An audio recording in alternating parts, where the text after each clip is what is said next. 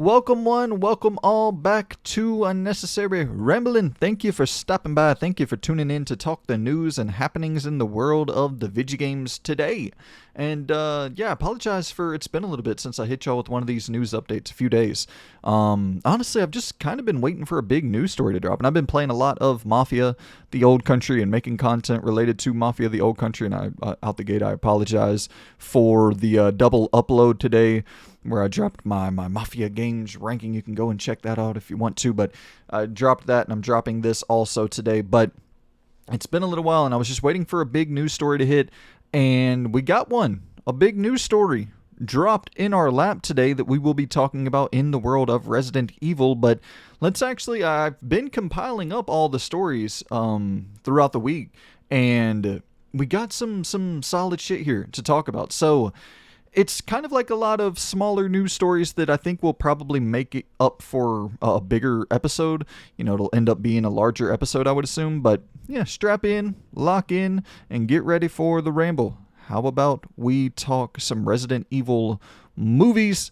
Zach Krager says his Resident Evil film will be an original story in the universe and not include any characters from the games. He said, "I'm not going to tell Leon's story because Leon's story is told in the games. Fans already have that." And then later on, I have this quote here. So Austin Abrams is now confirmed to star in Zach Krager's Resident Evil film. Zach Krager says, "He's my guy. We have an amazing thing together. It's a rock'em sock'em Evil Dead 2 style film. Love letter to the game's real-time foot journey where you go deeper and deeper into the depths of hell." And he says, this is Zach Krager again, saying, "This is a story that I would have wanted to write whether I got the IP or not. I just happen to be able to have these Resident Evil people be down, so I get to play in that sandbox. I'm doing it because I think this movie is going to be fucking awesome." So, this is, pretty much a scenario where Sony needs to, they got to release these Resident Evil films to retain the rights to the film series.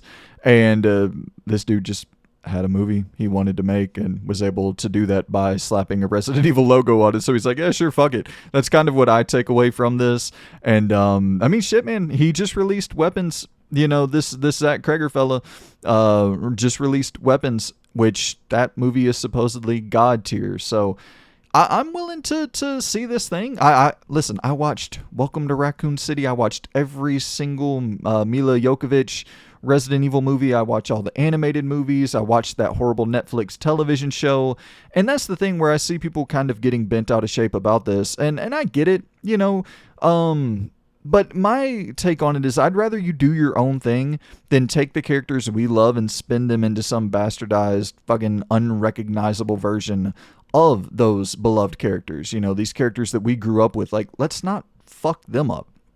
Like, I think that there's this lasting legacy with the Resident Evil movies from back in the day, the Mila Jovovich movies, because those characters weren't really damaged by those movies. And I don't think most characters will be. Like, I don't think anybody's going to look at... I mean, Leon's portrayal in Welcome to Raccoon City was so fucking ridiculous, man. So fucking ridiculous. But I don't think anybody looks negatively upon Leon because of that movie. You know what I mean? I just don't think it matters all that much. I think the games are what the games are. And I don't think anybody's looking at fucking Barry, from the Mila Jovovich series and being like, well, he was poorly represented in that, so I don't know if I'm going to actually be able to believe in in seeing Barry in this game. I don't know if I'm going to be able to really invest in that character. I just don't think it really matters. The games are one thing, the movies are another thing. And this dude seems to be making some great movies. So if we can just get a great Resident Evil movie, like I like to think about, and maybe I am some fucking hopeless optimist, but I do think about cool scenarios for like crossovers, in-world style events where maybe this movie is dope as shit and maybe it's set in a different place that has never been touched upon, never been talked about in the games, but they can somehow tie to it in the games later on, or maybe make a video game adaptation of the movie if the movie is really that great, or, expand on it with spin-off games, maybe bring Revelations back based upon this movie if the movie does really well. Like, I don't know. I'm not expecting the world. Obviously, we have had very, very little success in the film space with Resident Evil movies. But at the same time, like, you get a really solid director on board, and I don't know. I don't necessarily hate this. You know, it's a movie that this guy seems like he really wants to make, and he's just gonna slap a Resident Evil logo on it. So fuck it. Let's see what we get. You know, I don't think it's really gonna harm anything in terms of how people perceive the games, and really the games. That's all we care about, or at least that's all I care about, if I'm being honest. So Mark Dara, pretty much the godfather of the Dragon Age franchise, he went on to Mr. Matty Plays channel and was talking about, you know, how BioWare wanted to make like a Champions Edition remaster for Dragon Age Origins and Dragon Age 2, similar to the Legendary Edition for Mass Effect. And yeah, he was like, you know, apparently EA doesn't want to make money. He kind of made a joke. He's like, apparently EA doesn't want to make money. They won't let us remaster these damn Dragon Age games. But then he kind of went on to explain how a Dragon Age remaster would be more difficult to make than a Mass Effect remaster. And he was like, how difficult would it be? That's kind of the question, right? Like, how much time and talent and money would we be spending to get a remaster out opposed to putting those same resources elsewhere? And that's always the thing, you know, the push and pull of the economics of, you know, the game business of creating games. It's like, okay, well, if I do this, I can't do that. So in that sense, I get it. And honestly, I kind of like having a publisher who is anti-remaster. I appreciate that anti-remaster stance. However, if I'm looking at the two options when it comes to EA in specific, it's like, well, shit.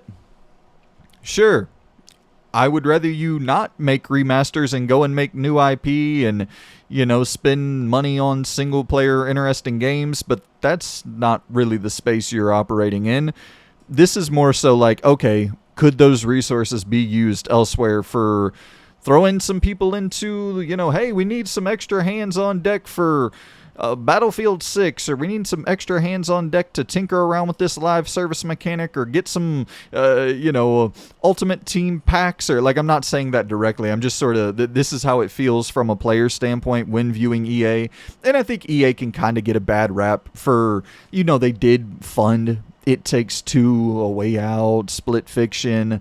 You know, they do a lot of great shit with the EA Originals program, with Immortals of Avium, really helping out that dev team over there when they were going through it with layoffs and shit like that.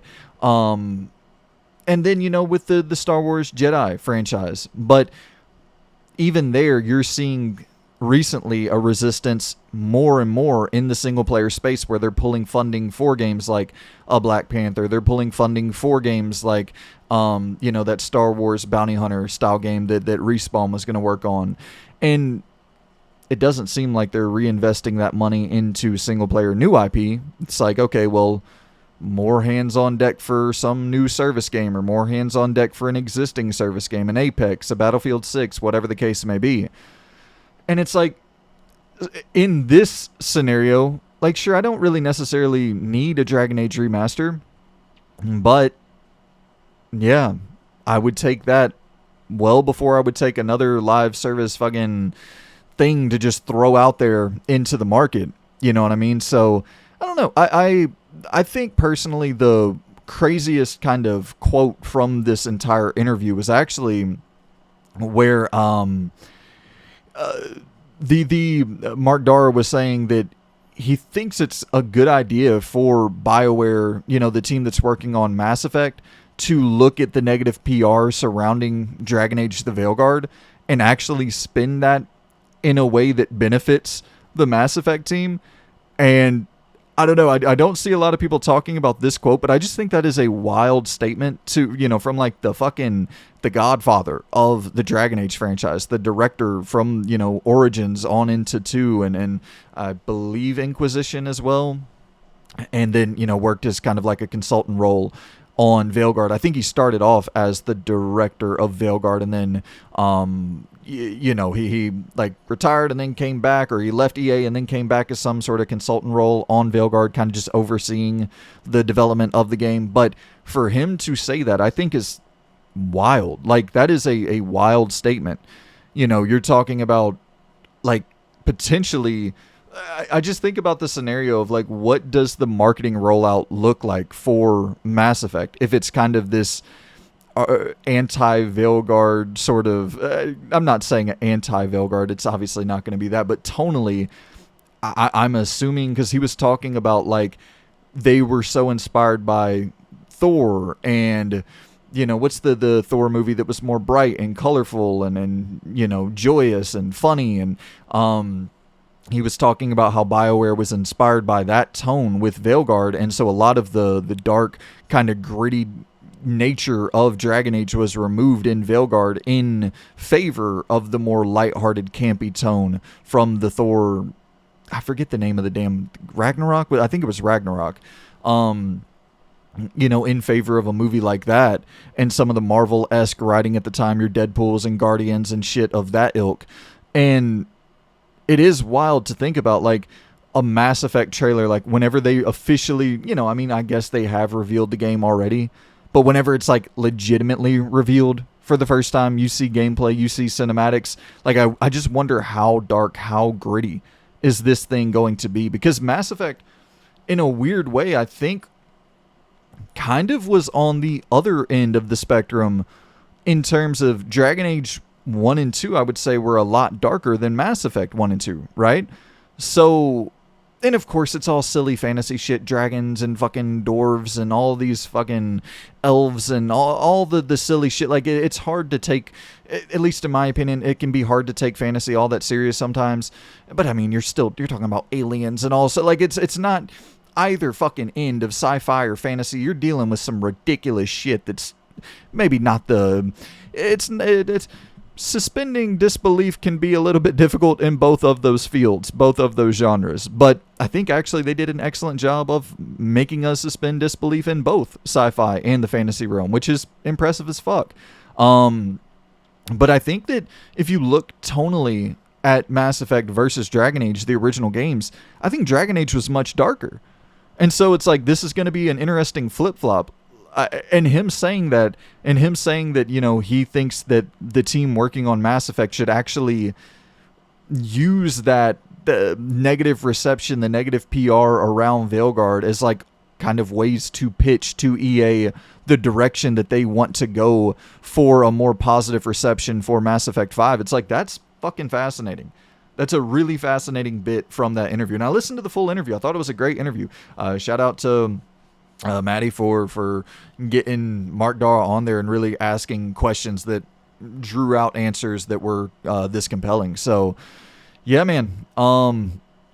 Here's to Mass Effect 5, the debut trailer featuring evil revived Shepard, who's fucking red-eyed, chilling at the strip club with fucking half-naked aliens dancing all around. He's throwing fucking space coins onto the damn fucking dance floor.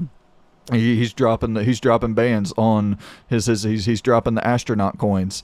I don't fucking know. Like, I'm trying to think of what that looks like. What does even a dark, gritty, and I mean, they have been dark and gritty, certain Mass Effect trailers in the past, but I'm trying to think about, like, what that would be, what tone would necessarily be required to, I don't know, like, immediately make it apparent to the audience, like no, motherfucker, this shit's going to be gritty, mature. It's not going to be full of this kind of soft ass writing that you got in Veilguard. And I don't want to make it like, I like Veilguard. I think Veilguard has fucking fun ass combat. I think the combat is great in that video game. And I think BioWare is consistently improving in their gameplay, like, to a crazy degree.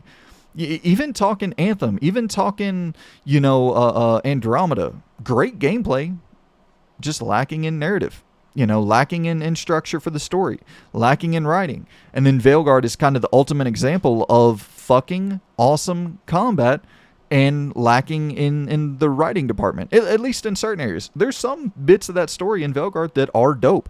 So I know people kind of doom and gloom BioWare. It's like, it's not the same team. They'll never be able to have success again. It's like, I don't know. I think that little bit right there where Mark Darr is like, I think that they should spin the negative PR from Velgard as a positive for Mass Effect 5 and just show an immediate tonal separation. Like, yeah, I think that's a good idea too. I genuinely do. So here's to Shepard at the strip club in the debut trailer of fucking Mass Effect 5, seeing a bunch of goddamn Jar Jar Binks looking ladies run around the strip club. All right, so Remedy. Let's talk some Remedy. Let's see. Remedy game development status. Control 2 development is on track towards meeting its next milestones. Focus is now on gameplay, environments, and missions. The Max Payne 1 and 2 remake project continues its progress and remains in full production, with Rockstar assisting on development for the project. And Control's lifetime sales have reached 5+ million. And then we have FBC Firebreak. Launch succeeded technically, but commercially we're unsatisfied with the launch phase consumer sales. And I've saw this on Wario64's Twitter account. And obviously I'll have links so y'all can go and check out the details in depth in the description below. But yeah, my main takeaway from this is I say you should probably just immediately pull the plug on that Firebreak game and put that team onto, whatever project needs an influx of people. Or hell, I mean, just have that team kind of begin workshopping a new project, like a small-scale single-player IP. I look at, someone like an Obsidian or even someone like an Insomniac as kind of the two, and I know they're struggling with Wolverine right now for sure, but if you look at Insomniac's track record before that, you're talking about Spider-Man 2018, Miles Morales 2020, Ratchet & Clank Rift Apart 2021, Spider-Man 2 2023. Like, they were so fucking consistent. But in that process, after Rift Apart releases, they take a small team and put that team onto a new Ratchet & Clank game that won't release until 2028 or 2030 maybe. But that Ratchet & Clank game is in development. It's in active development with a really, really small team. Grounded is in active development with a really small team. Pentiment was in active development with a extremely small team. And then you have Avowed, much larger team. Outer Worlds 2 probably even larger than Avowed. And so there's like scales to these projects. And whenever they are getting closer to release, you obviously have to scale up to match the kind of demand at the time where it's like, okay, well, we really need this done by this date. We need to hire this amount of bodies to just get this grunt work done and brute force it across the finish line. And like, obviously, all of that is well known. But I think that it would be really fucking cool to just be like, all right, guys, y'all led a quote-unquote technically successful game across the finish line, and it's a polished, fun enough video game. Like, it works, it runs, it's stable, but we're going to give y'all the green light. Like, who's the creative director? What ideas do you have? What is a game you have really been wanting to make for the last decade, but you have been kind of assisting and you haven't necessarily been given the full green light to execute on your vision? What is something that you personally have been wanting to make?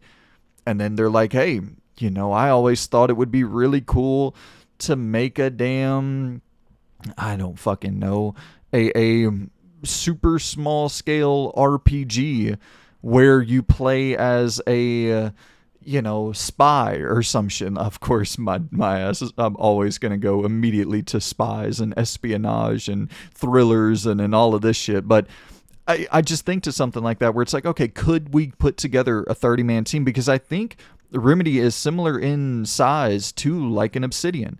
You're talking around 300 plus employees. Could you put 10% of that staff onto a really small scaled RPG and just kind of get them developing this with like maybe a 5-year pipeline and make a 7-hour really small scaled RPG that could be scalable for a sequel? I think things like this, that's kind of, in my opinion, I think that's going to be the future of game development for teams who are nimble, teams who are able to take the staff that they have and separate them into these silos to create multiple projects. That way you're not putting all of your eggs in one basket. That way it's not $400 million Last of Us 3 if this doesn't hit, oh shit. $400 million in Concord if this doesn't become Fortnite, oh fuck. Like, that's not sustainable. You know what I mean? And I don't think you have to worry about that with sure bets like The Last of Us, but even there, I don't know if that's a sure bet anymore. Like, the main guy that people really fucking liked, that was one of the big selling points, is no longer a selling point, you know? So it's, yeah, but you gotta fund new IP as well. And I think Remedy, that's just a team that I want to see flourish, and I want to see them, like, you see in this report, nowhere are we even talking about Alan Wake, right? And so it's like, that's listen, I mean, of course it's not in development. Alan Wake 2 just came out, but like, are we going to see an Alan Wake 3? I mean, unless they secure some type of funding where like they get another Epic deal, but I know they're working with Annapurna a lot now, but I think that's more on the film side of things. So, but I think they're also doing some funding for the games. But yeah, I just hope to see Remedy have a lot of success. And I remember listening to an interview with, I believe, the lead gameplay designer, or Kyle something from Remedy, and he was talking about wanting to make a Star Wars game. And it's like, well, fucking A, you have the bones right there from Control. You know, once Control releases, Control 2 releases, like, let's not go back to that franchise for a couple years. Let's create a Star Wars game in that universe, and then have people yearning for a Control 3. And I don't know, but maybe that's not necessarily a smart idea. If you're having success, 5+ million sales with that first game in what, 6 years now, you probably don't want to abandon that to go focus on a licensed game. So I get it, but I don't know. It would be dope to see. You probably wouldn't want to do this, like a return to the Jedi series, Jedi Knight, Jedi Academy, Jedi Knight, Jedi Outcast, that style of thing, because you already have Jedi fucking Fallen Order, Jedi Survivor. So you're not going to want to make a Jedi Knight whatever the hell, Jedi Knight Federal Bureau of Control, Jedi Knight Hiss. I don't know. I just think that if any team could return that Jedi Knight series to the glory and the satisfaction of wielding a lightsaber and make it really feel the way that a lightsaber should feel, I think it probably would be Remedy. You know, with the accompanying fucking force powers that they were already able to create with Control. So yeah, I'd be so down to see that. And then we have some more PlayStation multi-platform news. A Halo ODST crossover is teased in the latest Helldivers 2 trailer. It's at the very end of the trailer. I'll obviously have the trailer running here, but yeah, crazy times, man. I think this crossover makes a lot of sense. You know, just from an aesthetic standpoint, these two games are so similar, Helldivers and Halo, obviously.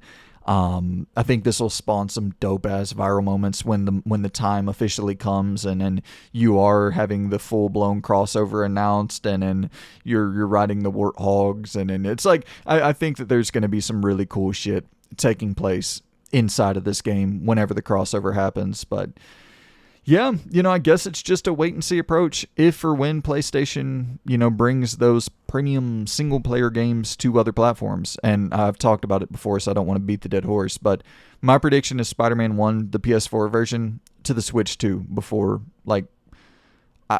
I predict before PS6 even launches. Or maybe they do it, right after PS6 launches, get people in the door with the PlayStation 6 with the idea that, yeah, we're sticking to the exclusivity. And wait, 70 million of you already bought a PlayStation 6? Okay, well, perfect. This is now the time to drop our once exclusive games onto other platforms. But and I don't even think it's necessarily the worst idea to bring old games to new platforms. I think bringing new games to new platforms is dangerous because your entire business is selling the console. Well, your entire business is selling the console and then getting people in the door to buy fucking Fortnite skins. And we talked about this a million times, so there's no need to open it back up. But that's where PlayStation's money is made. All of it is made through, those live service games. But it's like, how do you get people in the door without exclusives? I think that's the main selling point, but we shall see if times change. And honestly, I'm kind of at the point, like there's a Halo, there was some a data mine where some evidence was found that Halo, something related to Halo, was in development for PS5 that could be releasing in 2025. And honestly, I'm at the point with a lot of this stuff where it's like, I think I've weighed in enough on all of this. Like, I think I've made my point very, very clear that I think this is a lot of short-term success that is going to result in long-term pain for the console manufacturer, But then it's like the risk versus reward. Losing out on console sales, but gaining potentially that back in more through selling your individual games on different platforms and making the money from those other platforms, those 70% rips. You would think, once again, I feel like I've talked about this so much, so even beginning to open this back up, I'm just like, we'll wait until everything has been laid back out. I think at this point, like once Halo is officially announced for PS5, we'll talk about it again there. But like all the speculation about this is coming here, that's coming there. And even when it's officially announced, it's like, I don't really know. I hate to be so dismissive, but I really don't know what else I can add to the conversation about this. Like, it's just, yeah, it's just that it's obvious that this stuff is happening, regardless of if I agree with it, regardless of if I want it to happen, regardless of if I think it's good for the industry or not. Like, it's happening. You know what I mean? So it's like, I should sit my old ass down and stop yelling at the clouds. But staying right there in terms of Xbox, and this kind of relates to it, Inzoi is coming to PS5 in 2026.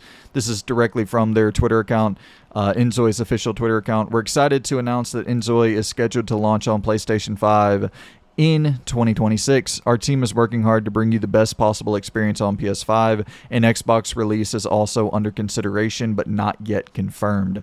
The official release date and additional details will be shared at a later time. Check more details in the PlayStation Store. So that's kind of the thing, right? Whenever you're not prioritizing your console, why would third-party publishers prioritize your console? And it's wild how often this is happening with Xbox. And this is not some like low-profile little game. We're talking about a game that had, I think it peaked over 85,000 concurrent players on Steam for the fucking early access. And that's not a free-to-play. Like, you had to pay $40.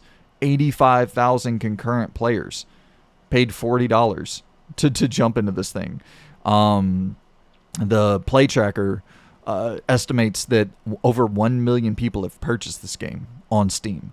Like, this is not a small thing. This is not a Trails game or whatever the case may be. This is a big, big, big deal. And when you see No Rest for the Wicked and Black Myth Wukong and Baldur's Gate 3, which I know those two are more Series S related, but Octopath Traveler 2 and the Marvel vs. Capcom Fighting Collection, and you're seeing this a lot, right, with like pretty high profile titles. And I guess the theory right now would be, or I guess the counter to this argument is like, okay, sure, they're not prioritizing their console, but they are launching a console with PC integration built in, so theoretically Xbox fans won't have to worry for the next generation, because it's like, well, the game's definitely going to launch on PC, and if this new Xbox hybrid thing has Steam built in to it, or you can access Steam easily on it, it's like, okay, well, even if they don't release directly on the Xbox storefront, it's like, too bad, so sad, I guess, right? Like, you can still go and play it on Steam. I don't understand how Xbox benefits at all from this, but the players do. Like, the users definitely benefit from this. The people who buy into that ecosystem definitely benefit from this. They're never going to have a game skip their platform ever again. So, yeah. And Next up on the docket, we have a delay to talk about. Crimson Desert has been delayed to Q1 2026. This is due to longer than expected timelines arising from schedule coordination and collaborations with multiple partners for offline distribution, voiceovers, console certification, and other launch preparations. I gotta be honest, like, some of this kind of sounds ridiculous, in my opinion. Like, I don't think anybody's shocked about the delay, but it's like console certification, collaborations with multiple partners for offline distribution. Like, I don't know, man. Shouldn't you have already kind of configured all of that into your game plan for launching this game? Yeah. Listen, nobody's shocked to hear about this announcement. We all expected that it would get delayed to 2026. It's a bummer, of course. Like, this would have been the big game to close out 2025, no doubt. I think this would have... it's going to be a hot take. I think this would have dominated Ghost of Yotei. I think this would have dominated The Outer Worlds 2. Of course, Call of Duty's the big game. Battlefield, those are the real big games. But, like, your Maddens and college football and NBA 2K, those are the real big games. But, like, in terms of our space, the space we talk about the most, I think this would have been the big game. And now it is launching into a very, very uncomfortable and packed Q1 for 2026. There are a lot of big games releasing in Q1 of 2026. And if it somehow slips out of that little window, because you're talking about 3 months, 4 quarters. Yeah, so you're talking about 3 months of January, February, March. Well, hey, if you were supposed to come out in 2024, you were supposed to come out in 2025. So let's slip another couple months, right? Well, we can't quite hit March, so we're going to slip to, I don't know, April. Nah, we can't hit that. We're going to launch in May. Are you? That's what you're going to do? Okay. Good luck. Good luck with that. It's, you don't want to fucking launch. You don't want to launch in April. You don't want to launch in May. You don't want to launch in June. You don't want to launch in July. You don't want to launch in, you're going to September. If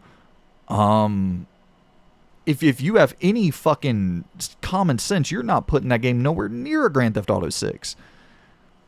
And yeah, I'm so excited for this title, and take all the time. Like, I'm not saying make sure you crunch and fucking make sure you squeeze that damn game into Q1 of 2026. Don't let it be delayed again. I'm saying fucking push it to damn October of next year if you need to. Say that game isn't ready by March, but it is ready by May. Fucking amen.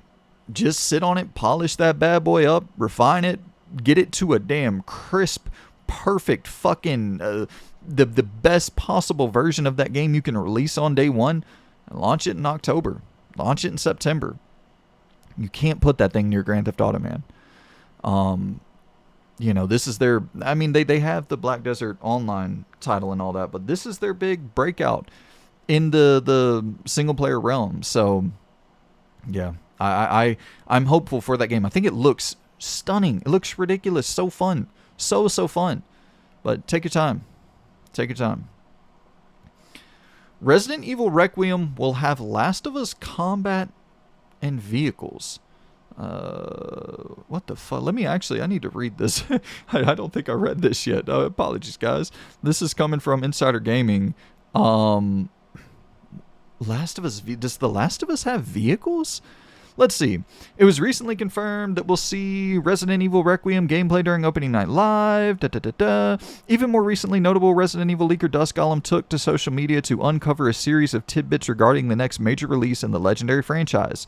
In a series of posts, Dusk Golem claimed that the new lighting and shadow engines have been implemented, the AI system is unique and intelligent, and some open-level areas in Raccoon City will require a vehicle to traverse them.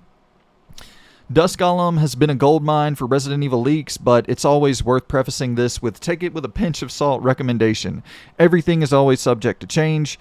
In a series of posts on social media, Dusk Golem revealed stacks about the upcoming Resident Evil Requiem. All of which, oh god damn it, I accidentally clicked off the fucking article. Give me 1 second, guys.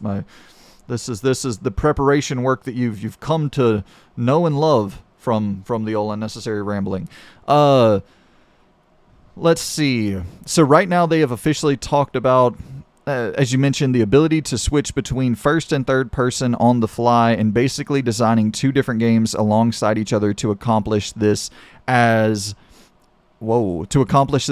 require big retooling to work with both the new lighting, shadow engine, hair engine from Pragmata.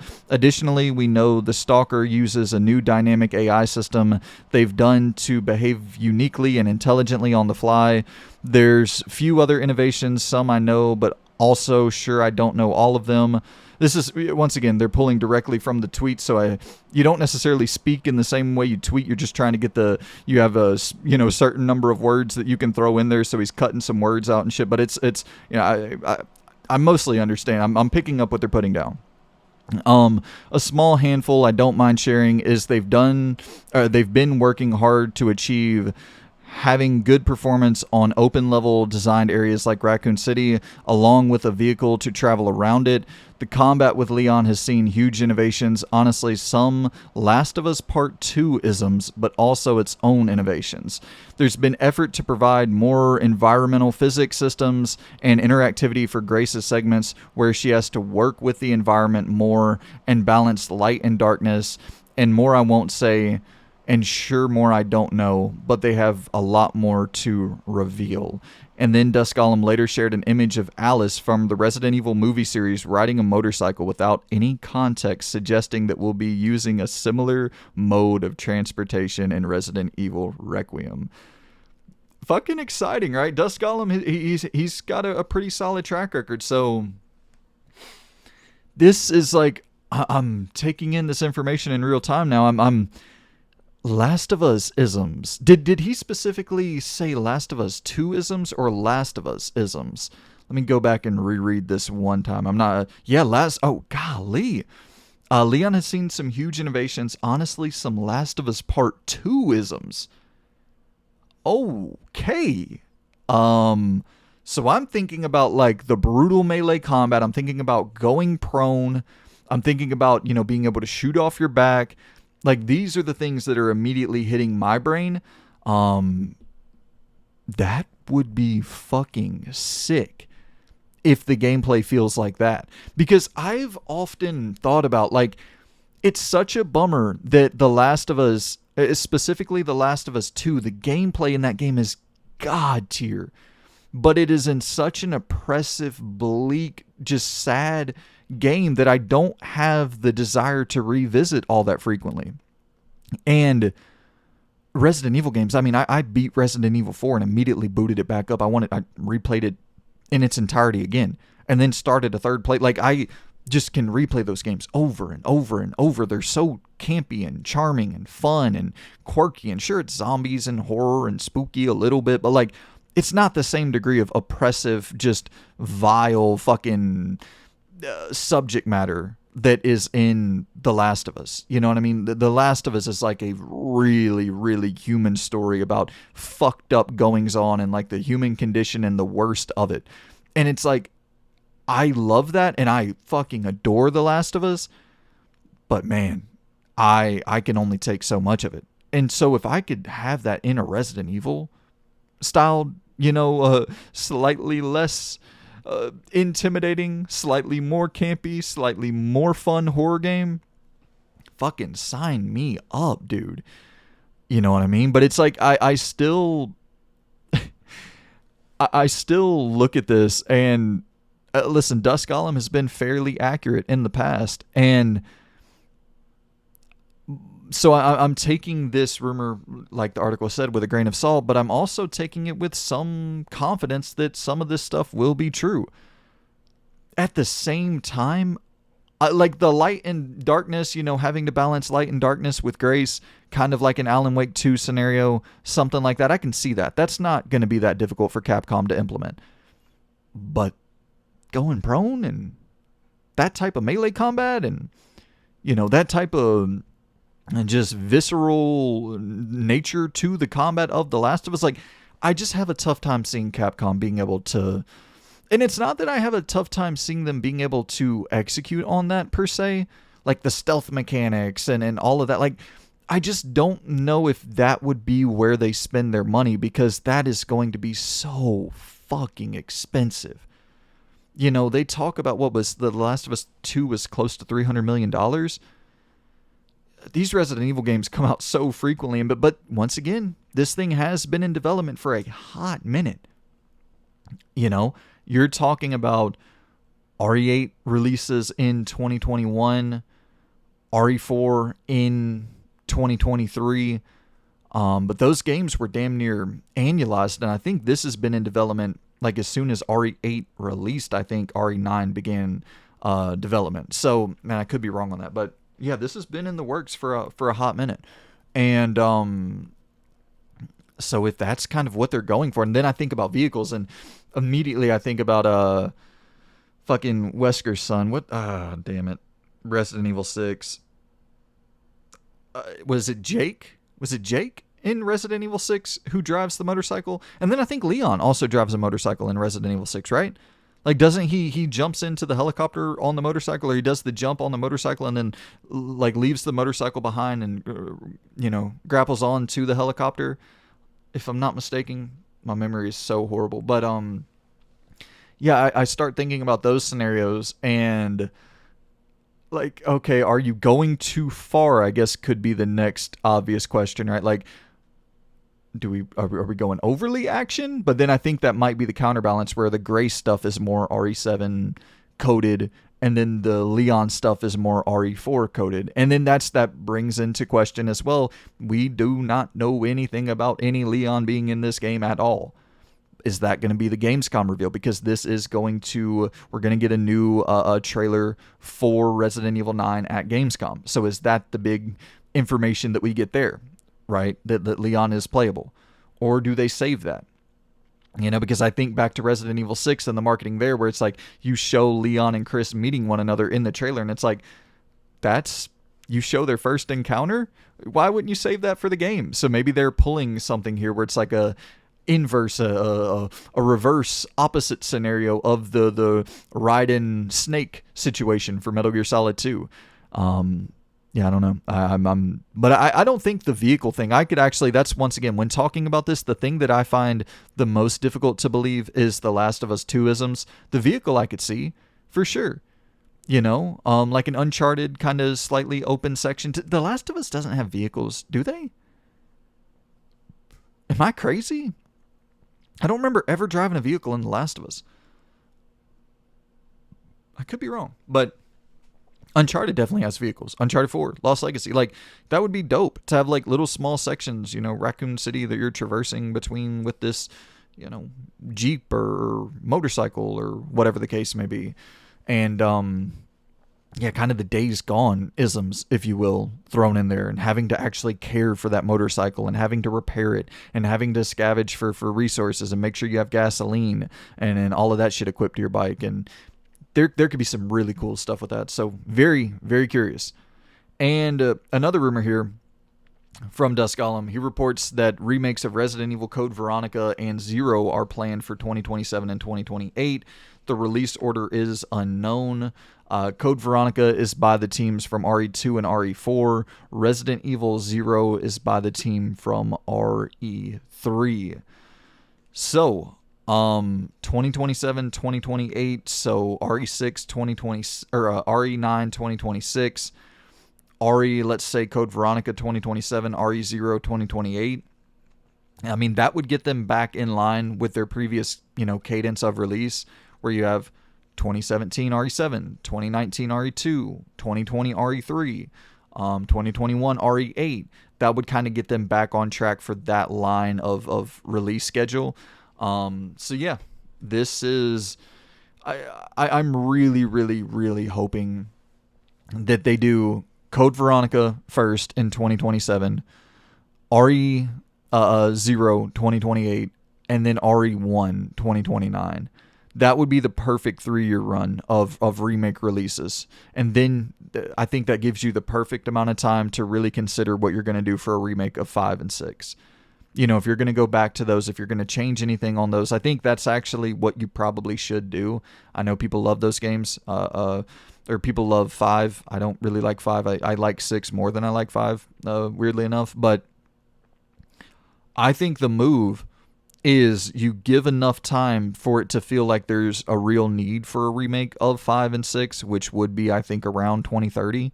Because then you're talking about 2005, or, no, 2009, the release of RE5, and then 2012, the release of RE6. I could be a little bit wrong on those dates, but at that point, those games are fucking, 20 plus years old. So, yeah, RE5 in 2030, RE6 2032, like, both of those games are over 20 years old at that point. So, yeah, and I think that there is a lot of reason for thinking that you might need to go in and just kind of tell those stories slightly differently. I mean, RE5 has some cool lore and shit in there, but I could see, like, wanting to make some serious tweaks to RE6. You know what I mean? Like, I like RE6 a lot. I think it's fun as hell to play, but there are some glaring just weaknesses with that story. And I think that you could probably cut a lot of that fat from the story and overall deliver a more satisfying experience. I don't think you need 5 different playable campaign characters. I think that you could make that game 7 hours, cut down the fat, show the segments in some sort of cutscene scenario that need to be shown from, keep the Leon campaign. You keep the main shit in there, but like, once again, talking about Jake, do you really need that? Talking about the Ada campaign, do you really need that? I think you can kind of mix that all into one overall 10-hour experience, so yeah. Here's hoping. And I guess we are on Resident Evil fucking Avenue today. This is coming from Genki over on Twitter. OG Resident Evil 2 and also let me quickly shout out the information I just pulled from was from A Given Soul over on Twitter as well, where I saw the information about Code Veronica and Resident Evil 0, and obviously links in the description. But yeah, OG Resident Evil 2 and Resident Evil 3 Nemesis from the PS1 era are coming to PlayStation Plus Premium on August 19th. I have been yearning for a replay of Resident Evil 2 on August 19th. I shall definitely be doing that. And we didn't even know about Resident Evil 3, I don't think, did we?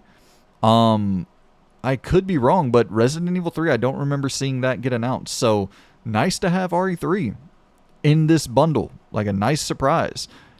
Like, I'm 1000% down to replay both of these games. I hope they have trophies. I'm not like a trophy hunter guy, but it's nice to play through a game and then, you just have it kind of cataloged when you're looking back at the end of the year of what you've played and you're like, oh, fuck yeah. I forgot. I played this. I played that.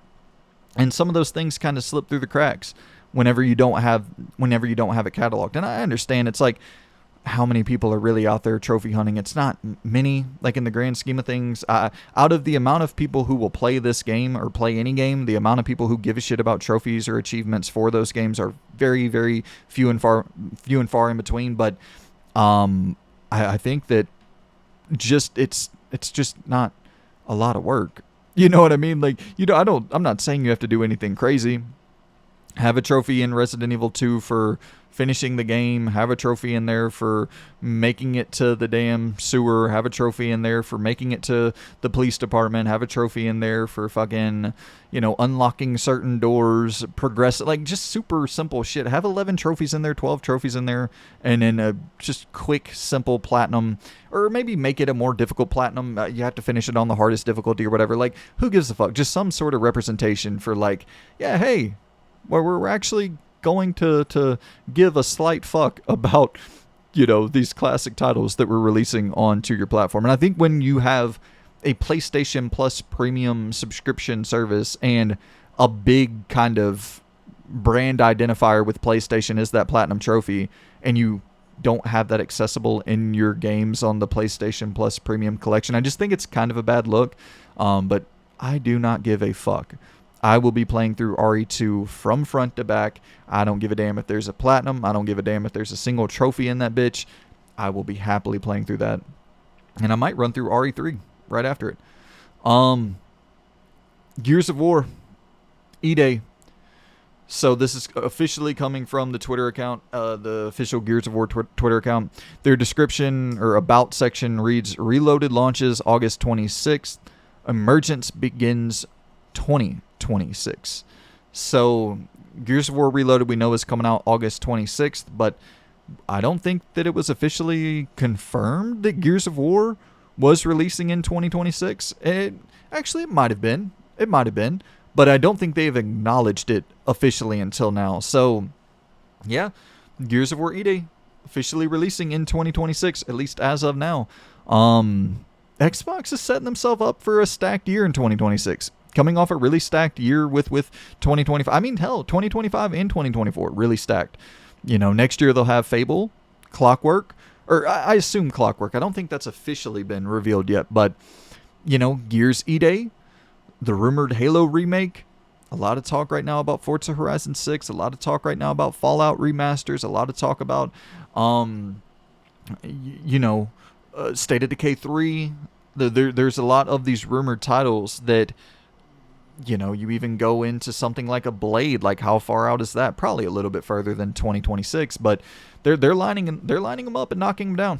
Indiana Jones, and obviously you're gonna have your Call of Duties, and you know, I would assume there's a Wolfenstein game in the works. And like I said, they just released Indiana Jones. They just released Avowed. They just released South of Midnight, Doom the Dark Ages. 2024, they had, you know, a lot of heavy hitters released. And then, honestly, you could go all the way back to 2023. Starfield, Hi-Fi Rush. Like, they've been on a pretty hot streak in terms of being a third-party publisher as of late. And, yeah, you know, that's the thing. It's just kind of their parent company that seems to be kicking them in the dick, where it's like, Gears of War Eday set for 2026, but late 2025 we find out that Microsoft is investing another $80 billion into AI, and so we're fucking shutting down the like, I don't even want to speak this shit into the ether, because that's the bummer, is I can't even really say this without feeling bad that there's a likely reality where this could happen because of Microsoft's just like pure obsession with AI right now. And, you know, to be fair, some level of incompetence in terms of first party leadership over at Xbox, but I think it's more so the writing is on the wall that it's like Microsoft is going to Microsoft at this point, and they're controlling the game studios division with an iron fist. And so yeah, you know, you just hope that it's like, let's get these games out, man. Especially the ones that are close to release. Like, let's get these games out. And that's the bummer, where they're pulling funding on, like, the Elder Scrolls Online team, pulling funding from that team with their MMO, where, like, by all accounts, that game was fucking dope and was coming along and was set to release sometime soon. And yeah, just let's hope that things can kind of stabilize a little bit over there, get these games out the door, because they are releasing really good games, and that's the thing that bums me out so fucking much, where Microsoft is like all over the place. I want to do this, and no, now we're going to do that, no, now we're going to do this, and it's like what ends up suffering is the games, and shit's getting canceled, studios are getting closed, and it's like, let's just get the good shit out the door. Let the games speak for themselves, and you know, I'm hoping that they're not going to like double, triple down on like your Call of Duties and your Fallouts and your Elder Scrolls and these franchises, and sacrifice the sanctity of the smaller IP, or whatever the fuck you want to call it. But yeah, Gears of War Eday releasing in 2026. Shout out. And yeah, man, I'll refresh the old Twitter machine real quick to see if anything else is breaking. But I think that's going to be our news for thy day. Yeah, so it's looking like that's everything, guys. I appreciate y'all so much for tuning in, and I will try to make sure that these aren't as long as this one. I don't even know how long this was, but I assume pretty long. It feels like I've been sitting here and running my damn mouth for a while, so I apologize for that, but I greatly appreciate y'all so damn much for tuning in. Please like the video, drop a comment, subscribe if you're new. All of that stuff helps out massively, and I shall see you good people in the next episode. Goodbye.